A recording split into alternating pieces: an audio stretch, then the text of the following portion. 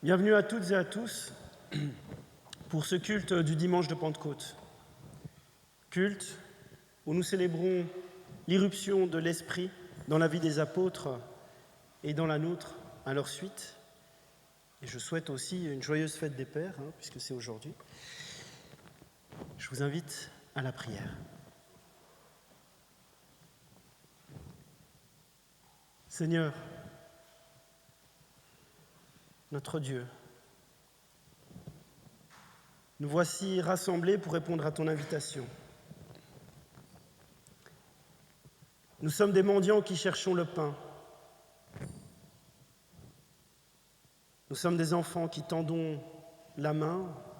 Nous sommes en quête, Seigneur. Souffle ton esprit. Souffle ton esprit et nous entendrons la parole.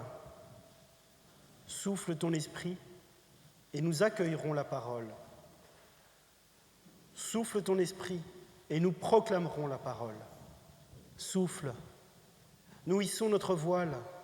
Souffle. Nous ouvrons les fenêtres. Souffle. Nous élargissons notre tente. Souffle ton esprit, il sera pour nous esprit de confiance et de reconnaissance, esprit de joie et de foi, esprit de louange. Amen. Et nous chantons ensemble à la page 252 le cantique 21-19, Seigneur, nous arrivons.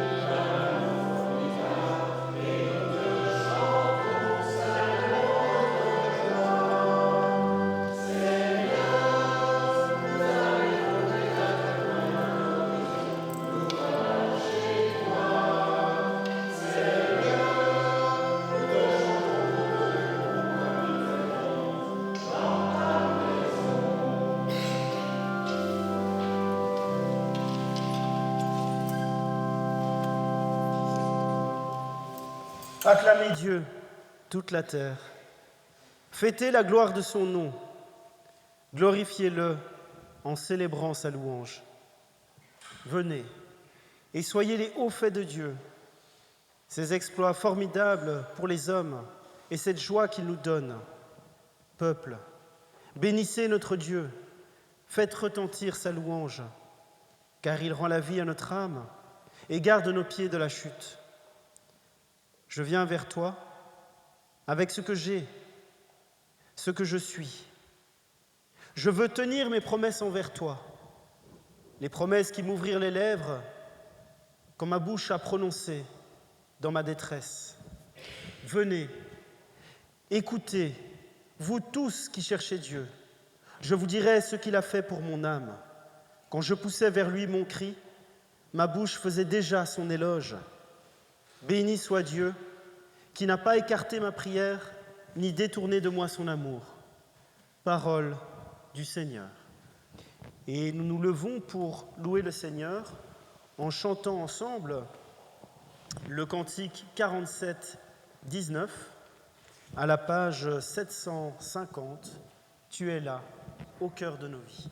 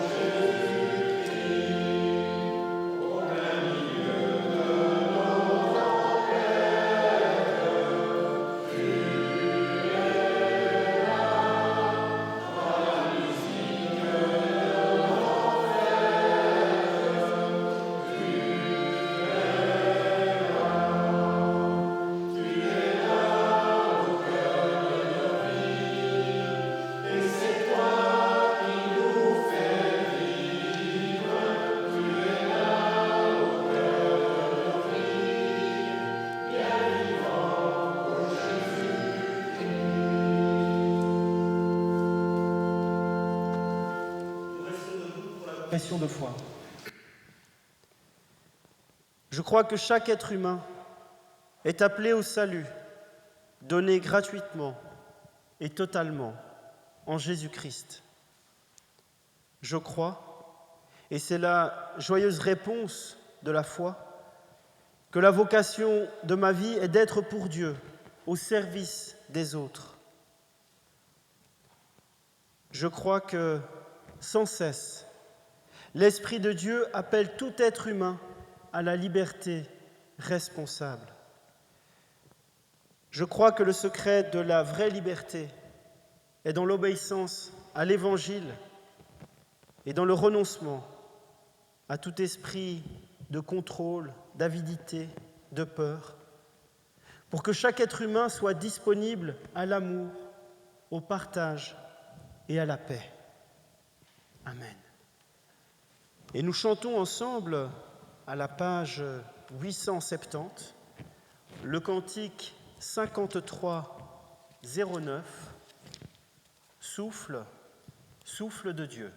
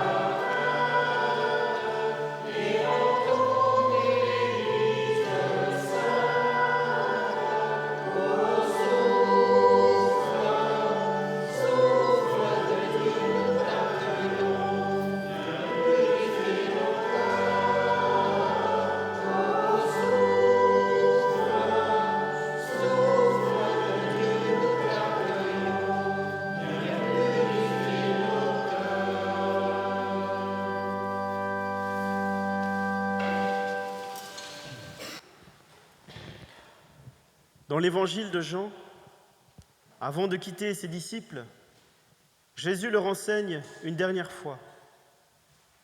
Je vous donne un commandement nouveau.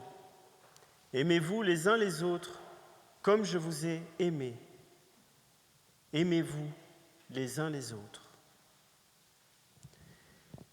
Dans les Épîtres, les auteurs du Nouveau Testament se sont attachés à nous expliquer le sens de ce commandement nouveau.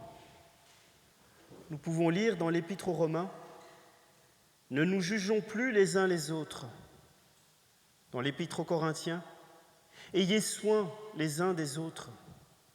Dans l'Épître aux Galates « Portez les fardeaux les uns des autres ». Dans l'Épître aux Éphésiens « Soumettez-vous les uns aux autres ». Dans l'Épître aux Philippiens « Dans l'humilité, estimez les autres supérieurs à vous-même ». Dans l'Épître aux Colossiens « Supportez-vous les uns les autres ». Dans l'Épître aux Thessaloniciens « Réconfortez-vous les uns les autres ».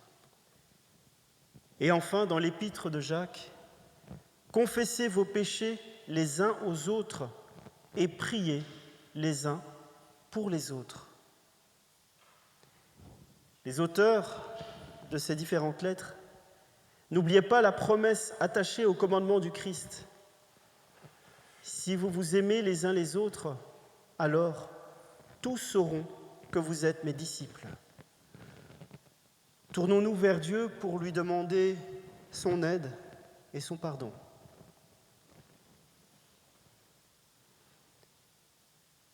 Seigneur Dieu, nous voulons te dire notre peur et notre angoisse devant le mal, devant la souffrance du monde. Seigneur, nous voulons aussi te dire notre honte, notre confusion, parce que nos propres fautes prolongent et augmentent cette souffrance. Pardonne-nous, Seigneur. Pardonne-nous d'agir si souvent comme des égoïstes. Pardonne-nous de ne pas aimer notre prochain avec l'ardeur, avec le respect et l'attention qu'avait Jésus. Pardonne-nous de t'aimer si mal. Pardonne-nous d'attendre toujours tes services au lieu d'être à ton service. Pardonne-nous d'oublier que notre vrai bonheur est de t'aimer et de te suivre. Seigneur, accorde-nous ton pardon, qu'il soit notre paix, notre joie et notre force. Nous te le demandons au nom de Jésus-Christ. Amen. Esprit de vie et de puissance, réveille-moi, remplis mon cœur, pénètre-moi de ta présence et que par toi, je sois vainqueur. Esprit de feu, sainte flamme, détruis tout mal en moi. Toi seul peux faire de mon âme un temple digne du Seigneur. Esprit de gloire et de sagesse, viens faire ta demeure en moi. Subviens à toutes mes faiblesses. Augmente et fais grandir ma foi. Esprit de grâce, esprit de lumière, révèle-moi le cœur du Père et dévoile-moi ses trésors. Esprit de joie, esprit d'espérance, inonde-moi de tes rayons, console-moi dans la souffrance et sois ma force au jour d'effroi. Esprit du Dieu plein de tendresse, jaillis en moi de jour en jour. ravive dans mon cœur la flamme du premier amour. Amen. Et nous nous levons pour chanter ensemble le cantique 36-26 à la page 528, les 3 premières strophes. Seigneur, fais de nous.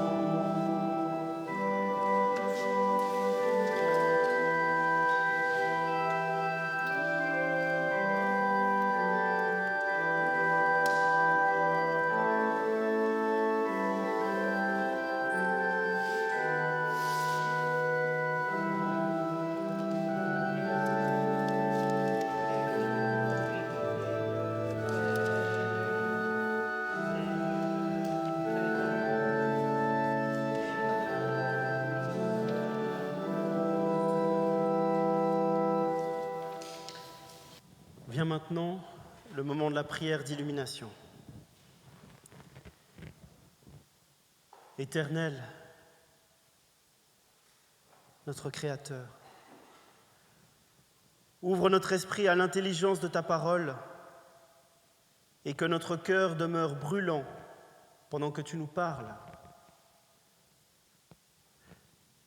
Comme la pluie féconde la terre, fais germer la semence, que ta parole, Seigneur, accomplisse dans notre vie sa mission, c'est-à-dire ta volonté. Qu'elle féconde notre vie et lui permette de porter des fruits. Oui, que ta parole soit la vérité de notre existence, que ta parole soit la lampe de nos pas. Amen. Et nous avons comme première lecture, acte 2, les versets 1 à 11, et comme deuxième lecture, Jean 14, les versets 23 à 26.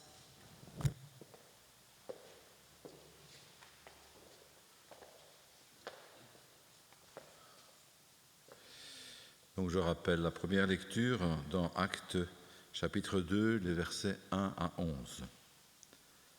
Le jour de la Pentecôte, ils étaient tous ensemble dans le même lieu. Tout à coup, il vint du ciel un bruit comme celui d'un vent impétueux, et il remplit toute la maison où ils étaient assis.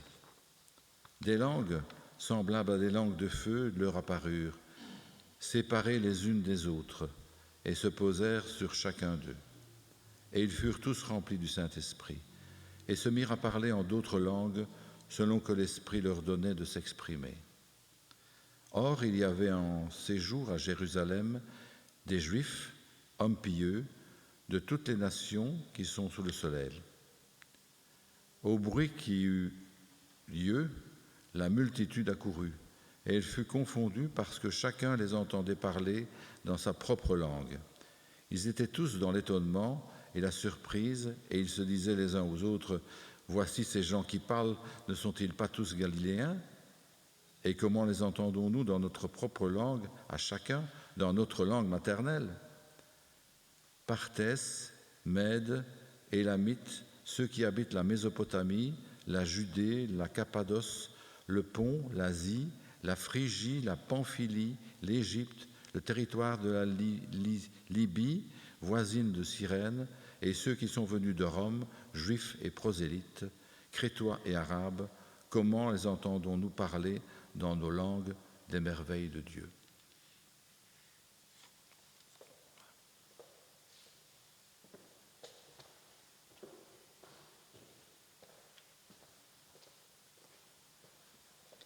Nous lirons maintenant dans Jean 14, les versets 23 à 26.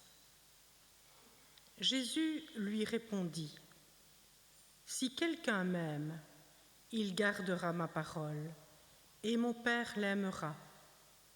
Nous viendrons à lui, et nous ferons notre demeure chez lui. Car celui qui ne m'aime pas ne garde point mes paroles. Et la parole que vous entendez n'est pas de moi, mais du Père qui m'a envoyé. Je vous ai dit ces choses pendant que je demeure avec vous. Mais le Consolateur, l'Esprit Saint, que le Père enverra en mon nom, vous enseignera toutes choses et vous rappellera tout ce que je vous ai dit.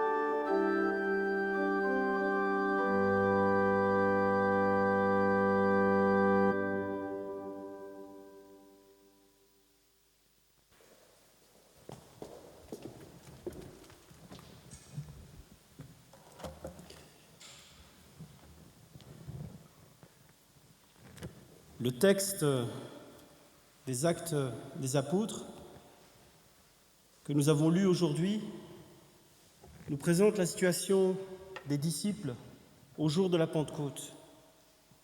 Ce jour-là, ils étaient tous assemblés ensemble au même endroit.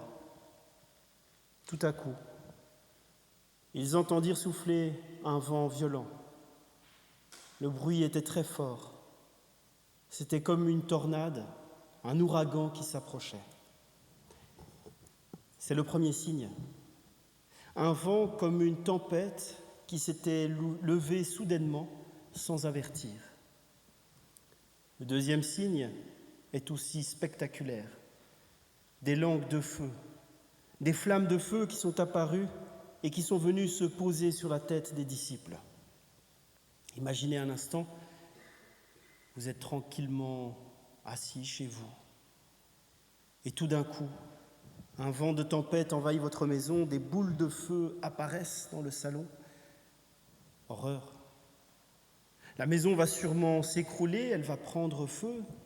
C'est la catastrophe.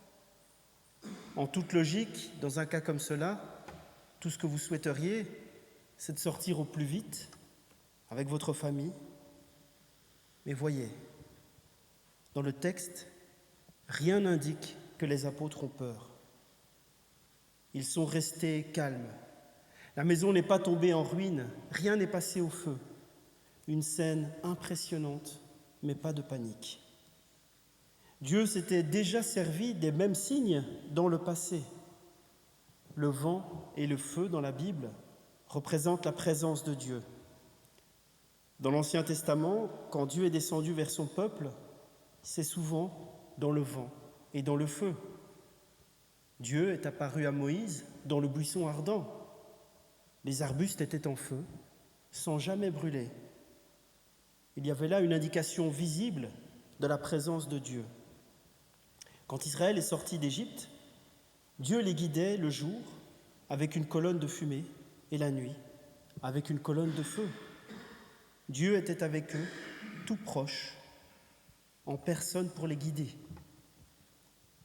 Le psaume 29 est un psaume orageux qui nous dit « Le Dieu de gloire fait gronder le tonnerre, la voix de l'Éternel fait jaillir des flammes de feu. » Le psaume se termine en disant que ce Dieu de gloire et de majesté bénira son peuple dans la paix.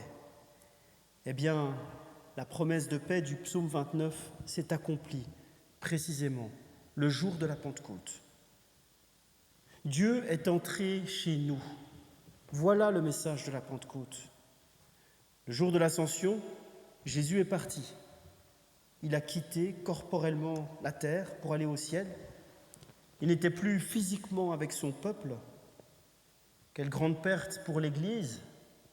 Mais d'une certaine façon, c'était à notre avantage, car c'était la condition pour que l'Esprit consolateur, l'Esprit de vérité, nous soit donné. Le jour de la Pentecôte, Dieu est revenu vers son peuple.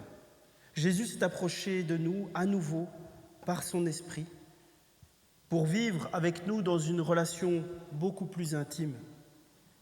Donc, c'est bien un immense gain pour l'Église. La distance entre Dieu et son peuple est effacée. Dieu est venu habiter parmi son peuple. Et il se trouve que le jour de la Pentecôte, eh bien, beaucoup de Juifs venus de la diaspora étaient de passage à Jérusalem ce jour-là. Des gens étaient venus de toutes les régions alentours et même plus loin. Ils étaient venus pour fêter Shavuot, la fête des semaines, autrefois appelée fête des moissons, et elle était devenue la fête du don de la Torah. Il y était fait mémoire du jour où, au sommet du mont Sinaï, Moïse avait reçu les tables de la loi, lors justement d'une apparition tonitruante de Dieu avec éclairs, tonnerre et voix forte. Shavuot permettait de célébrer le jour où, avec le don de la loi, était né le peuple d'Israël. Et chaque année, on ne faisait pas que mémoire de ce jour, on renouvelait l'alliance que Dieu avait passée avec son peuple. Et cette foule présente à Jérusalem fut saisie d'étonnement en entendant les disciples parler dans leur propre langue. Ils furent remplis d'admiration et d'étonnement. Chaque disciple se mit à parler d'autres langues sous l'influence de l'Esprit. Et les pèlerins, les touristes présents qui les entendirent, eh bien, ils furent saisis d'une grande surprise parce qu'ils les entendaient dans leur langue maternelle. C'était d'autant plus surprenant que les disciples annonçaient la bonne nouvelle sans peur quelconque pour d'éventuelles représailles, parce qu'il ne faut pas l'oublier, leur maître s'était fait crucifier 50 jours plus tôt à Jérusalem pour avoir tenu ce genre de discours. Beaucoup ont vu dans ce passage l'inverse du récit de la tour de Babel. Dans le récit de la tour de Babel, ce récit de la Genèse, Dieu craignait que les hommes ne se perdent en cédant au totalitarisme, à la tentation de se fondre en un seul peuple, en une seule langue, une seule idéologie, dans une pensée unique. Il avait alors mis fin à ce projet en mélangeant leurs langues afin qu'ils ne se comprennent plus.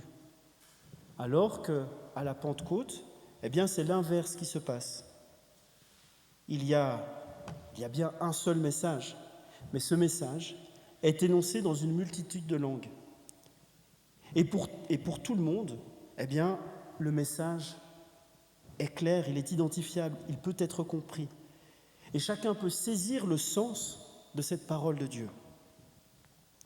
Cette parole, cette bonne nouvelle de Dieu que nous transmettent les Écritures, eh bien, c'est un message universel, un message qui est reçu pour chacun et chacune de nous dans sa langue propre. Et nous touchons là l'une des caractéristiques de notre conviction de chrétien. L'existence dans la foi est offerte à tous. Et en même temps, chacun peut expérimenter ce message universel individuellement, pour lui-même, en conscience. C'est un peu comme si nous avions chacun une langue propre qui parle à notre être profond et que l'Esprit murmure à notre oreille. Et on pourrait voir dans ce récit de la Pentecôte le moment où naît l'Église. Une Église qui est plurielle, une Église qui est composite, une Église faite de personnes singulières, une Église qui se construit dans la diversité de ce que chacun et chacune nous entendons et comprenons grâce au témoignage du Saint-Esprit. Avec l'absence de Jésus, suite à son départ à l'Ascension, pour rejoindre le Père, eh bien, il y a un sentiment d'être orphelin. Il y a la sensation de se retrouver devant un Dieu absent. Mais c'est précisément cela qui va inciter à s'installer dans un dialogue personnel, un dialogue intime avec Dieu qui nous connaît et qui connaît notre propre langue, le chemin de notre cœur. Un Dieu qui nous dit que nous sommes uniques, que nous avons une existence propre, qui ne se confond pas avec celle d'une communauté, d'un groupe dans lequel nous devrions nous fondre. À tout un chacun, eh bien, nous avons comme mission de garder la parole de Dieu, en son fort intérieur, de demeurer dans la parole de Dieu. Garder cette parole de Dieu comme un trésor. Garder cette parole de Dieu, c'est ce qui permet d'aimer le Seigneur et d'être aimé par lui. On pourrait se dire qu'avec cette fête de la Pentecôte, eh bien, on fête la naissance de l'Église, et on peut même dire la fête de la Réforme quelque part, puisque eh bien, dans les églises protestantes, d'une manière générale, le témoignage du Saint-Esprit est très important, il est mis en avant, que ce soit à travers la lecture inspirée des Écritures ou le témoignage direct de l'Esprit dans les communautés charismatiques. Ensuite, avec la Réforme, il y a la volonté de faire traduire la Bible dans la langue de chaque pays pour la rendre accessible à tous. Il y a la notion de la liberté de conscience qui permet de refuser de se ranger derrière une pensée unique en affirmant que chacun, chacune, nous pouvons entendre et comprendre des choses différentes dans la Bible sans que cela soit nécessairement une source de condamnation. Cette Pentecôte vient sceller cette nouvelle alliance promise par Dieu, celle par laquelle il grave ses commandements sur le cœur de chacun. Cette nouvelle alliance scellée dans le sang de son Fils mort, ressuscité et monté au ciel pour que son absence nous laisse à chacun, à chacune, la liberté et la responsabilité de construire notre foi comme nous la comprenons en notre fort intérieur grâce à l'action du Saint-Esprit. Et il s'agit aussi, bien sûr, de la transmettre, de la faire connaître comme les disciples l'ont fait au jour de la Pentecôte, pour que la parole puisse être appréciée par chacun dans sa langue intérieure. Amen.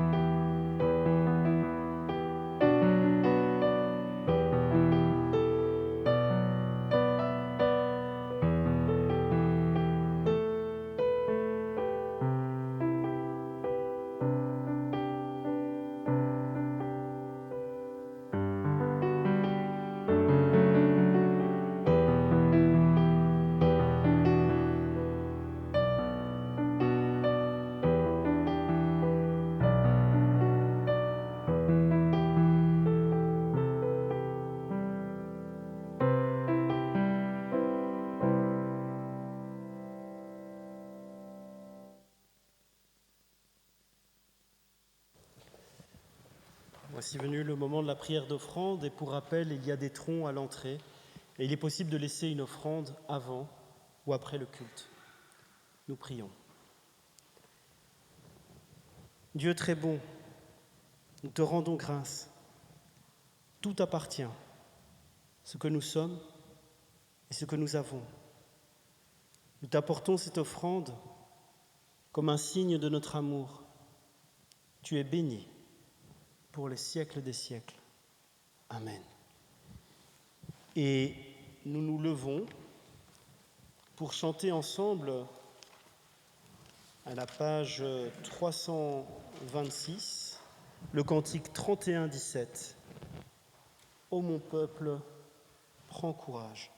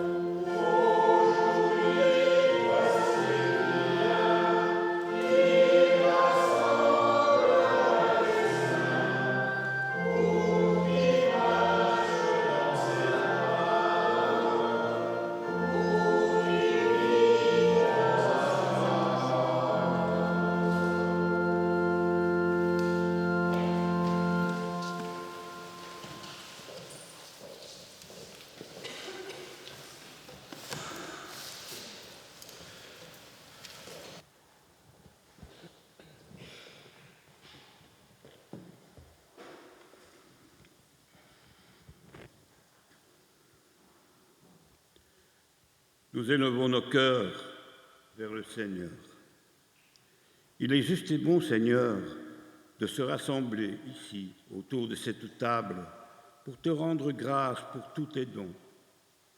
Sois béni, Seigneur notre Dieu, reçois la reconnaissance de ton peuple, car en Jésus et par l'Esprit Saint, tu manifestes ton amour sans limite. Nous chantons à ton honneur avec les anges et les saints de tous les temps. Je vous invite à chanter le cantique 62-42 de la page 983.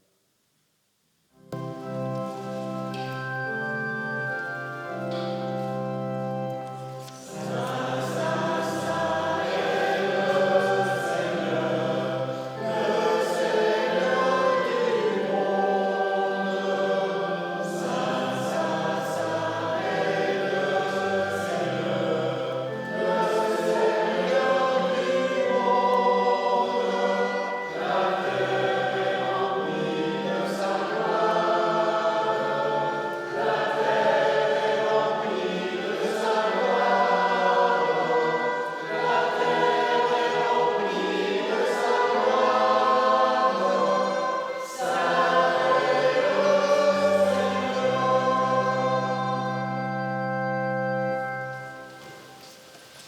Pendant qu'ils sont à table, Jésus prend du pain, il dit la bénédiction. Il rompt le pain et le leur donne en disant « Prenez, ceci est mon corps ». Il prend aussi la coupe et après avoir rendu grâce, il la leur donne et ils en boivent tous. Il leur dit « Ceci est mon sang, le sang de l'alliance qui est répandu pour la multitude. » Il ajoute « En vérité, je vous le dis, je ne boirai plus du fruit de la vigne jusqu'au jour où je le boirai nouveau dans le royaume de Dieu. » Avant de célébrer ce repas auquel le Seigneur nous invite tous, nous prions. Père saint et juste, envoie ton Esprit Saint sur nous, afin qu'il nous soit donné de communier au corps et au sang du Christ sanctifié.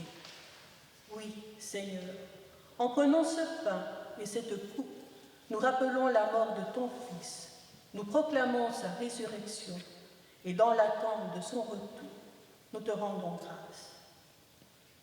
Comme les épis jadis épars dans les campagnes, et comme les grappes autrefois dispersées sur les collines sont maintenant réunies sur cette table, dans ce pain, ce vin et ce jus, qu'ainsi, Seigneur, ton Église soit rassemblée des extrémités de la terre dans ton royaume. Amen. Voici le repas que nos mains ont préparé. Mais c'est le Seigneur qui nous invite. Voici la table que nous avons dressée. Et c'est le Seigneur qui nous accueille. Voici la joie que nous avons désirée, mais que le Seigneur lui-même nous donne. Venez et partageons le repas du Seigneur. Tout est prêt. Et nous pouvons nous approcher et former un cercle autour de la table de communion.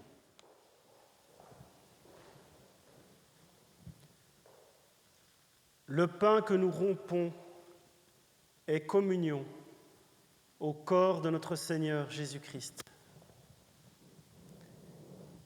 La coupe de bénédiction pour laquelle nous rendons grâce est communion au sang de notre Seigneur Jésus-Christ, sang de la nouvelle alliance.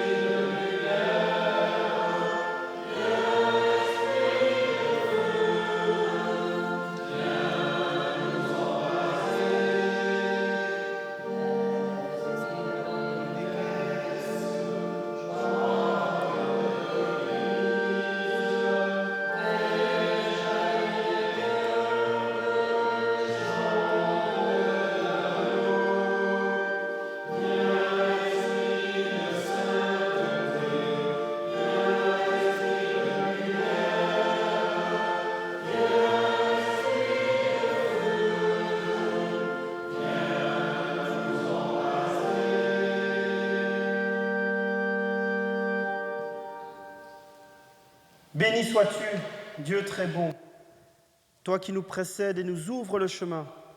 Ce pain et ce vin que nous avons partagés nous font prendre part à ta résurrection et goûter à ton royaume. Donne-nous de vivre dans ta joie, maintenant et chaque jour de notre vie, par ton Fils, Jésus-Christ. Conduis notre soif de vie vers ton royaume et ta justice. Et pour cette mission, purifie-nous, inspire-nous, fortifie-nous.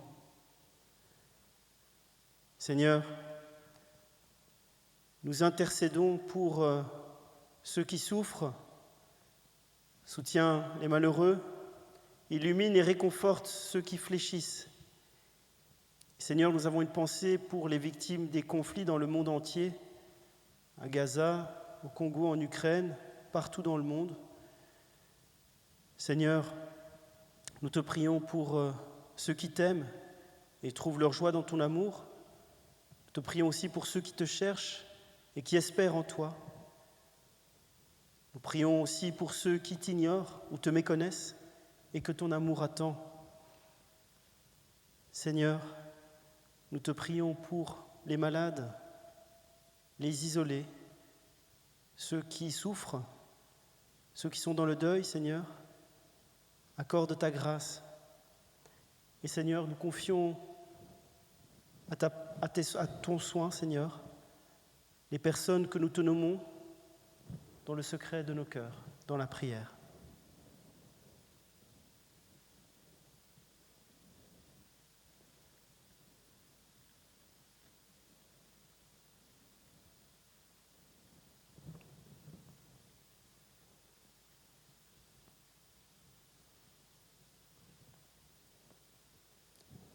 Et unis dans une même foi en toi, nos cœurs s'élèvent vers toi et nous prions la prière que le Christ nous a confiée. Notre Père qui es aux cieux, que ton nom soit sanctifié, que ton règne vienne, que ta volonté soit faite sur la terre comme au ciel. Donne-nous aujourd'hui notre pain de ce jour. Pardonne-nous nos offenses, comme nous pardonnons aussi à ceux qui nous ont offensés. Ne nous soumets pas à la tentation, mais délivre-nous du mal, car c'est à toi l'appartient, le règne, la puissance et la gloire, pour les siècles des siècles. Amen. La paix et la grâce de Dieu vous sont données. Allez dans la paix du Christ. Nous pouvons retourner à nos places.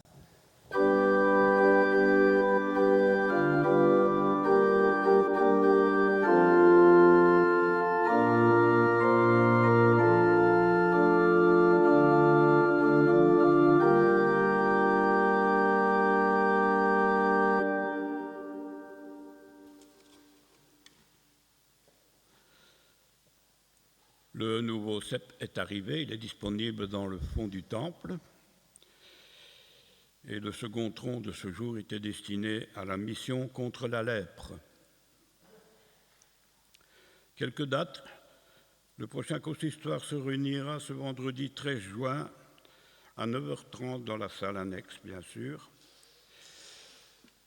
La prochaine étude biblique, le 22 juin, avec le thème « La place du sacré aujourd'hui ». Et la prochaine réunion de prière, le 20 juin à 14h. Je rappelle aussi, pour ceux qui sont intéressés, l'assemblée de district du 14 juin, la semaine prochaine, donc, de 9h à 12h, au temple de Glas. Je répète qu'une assemblée de district est une assemblée ouverte. Et maintenant, je vais passer la parole à Annick qui va vous parler de notre barbecue.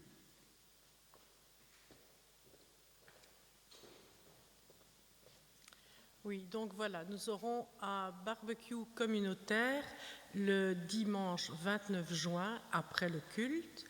Et dans la salle annexe figure déjà une liste sur laquelle vous pouvez vous inscrire. Et on demande aussi la participation de tout un chacun pour la préparation des salades. Donc sur cette liste-là figure aussi un petit espace sur lequel vous pouvez indiquer quel type de salade vous souhaitez préparer. Voilà, donc le prix du barbecue est fixé à 20 € pour les adultes et à 15 € pour les enfants de 12 à 18 ans.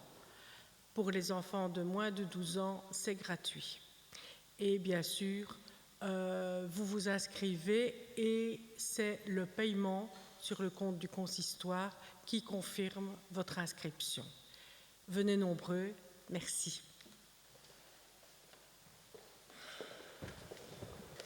Merci. Si vous ne savez pas préparer, vous n'êtes pas obligé d'amener une salade. Hein, voilà. Bien. Nous nous levons pour l'exhortation et la bénédiction.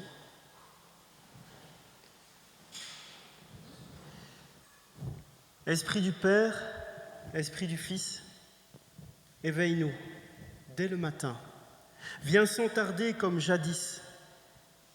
Viens combler nos cœurs, Esprit Saint. Fais-nous parler pour proclamer la vérité. Pour tous nos frères et sœurs, chaque jour, enflamme-nous de ton amour. Que l'Éternel nous bénisse, nous protège, nous garde. Que l'Éternel nous regarde avec bonté et qu'il nous fasse grâce. Que l'Éternel veille sur nous et nous donne la paix. Père, Fils et Saint-Esprit. Amen. Nous chantons ensemble à la page 600, le cantique 41, 28. À Dieu soit la gloire.